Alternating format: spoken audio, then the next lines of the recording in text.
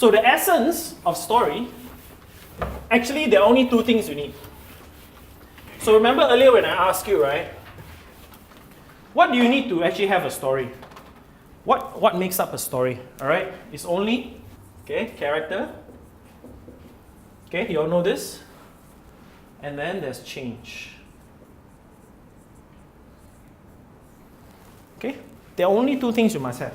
If you have character but nothing changes, it's not a story. If you have change but you don't know what has changed, it's not a story. Okay, so a character that undergoes a change, that is a story.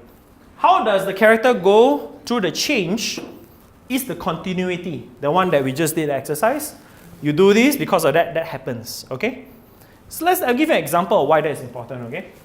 So, if let's say, right, this character, let's say a challenge happens, all right?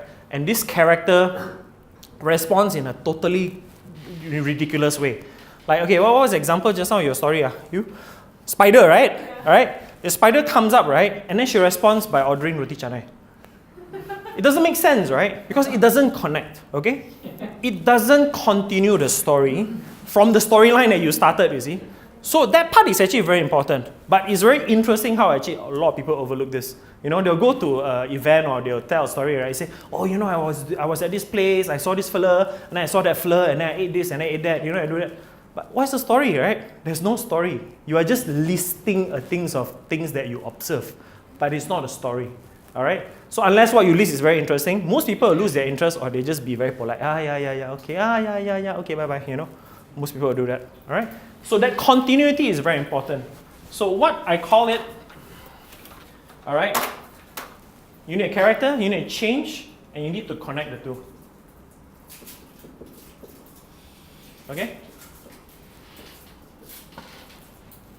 So we've done this. You've done this exercise. You understand what it means to connect. Okay? We've done character, essential, physical, actionable. All right? Always explore all of it if you can. All right? Always share and express all of it if you can. Okay? Give us more detail. Make the picture clear. Okay? Now I want to talk about change. Okay? So we will have a break after this. It's going to be heavy stuff. Okay? So change, the character could change. Okay? When I talk about change, right, it's the process. So I have a character, a story is about to happen. Okay? As I go through the story, I can change the process. Okay? From roti canai fella to boss of Nav 9. Change, right? So the character can change. 2 is the community can change.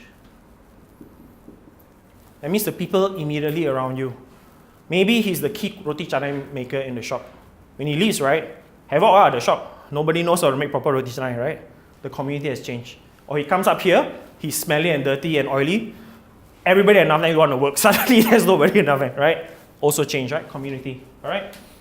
3, the world can change. Okay? Suddenly he is the CEO of the company. Okay lah, you know? Everybody's world has changed, you know? Completely, you know? Suddenly your understanding of the world has changed. Wow, roti canai fella also can become a big boss of a company, huh? See, your world has changed, right? Your paradigm of the world has changed. Or it can be more literal, like your science fiction story, right? Right? If an alien comes, you know, and blows up like, you know, KLCC or something, the world has changed, right? You know, suddenly we realize aliens exist and the way we relate to each other is different, right? So community and world, they are very similar in a sense, it's just the scale, okay? Community is the people immediately around you, and then the world is basically everything, right?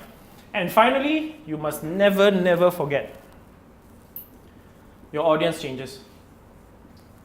Okay? And your audience can change for the better or for the worse. Okay? So this is why, right, every time you put something up online, every time you try to connect a story to somebody, right, you must do it as though you care about it. Okay? This is very important, and managers will tell you all the time, right? All right? Don't put shit up online. Okay? You know? It's better to not do it than to do something shitty. Why? Because your audience changes. Okay?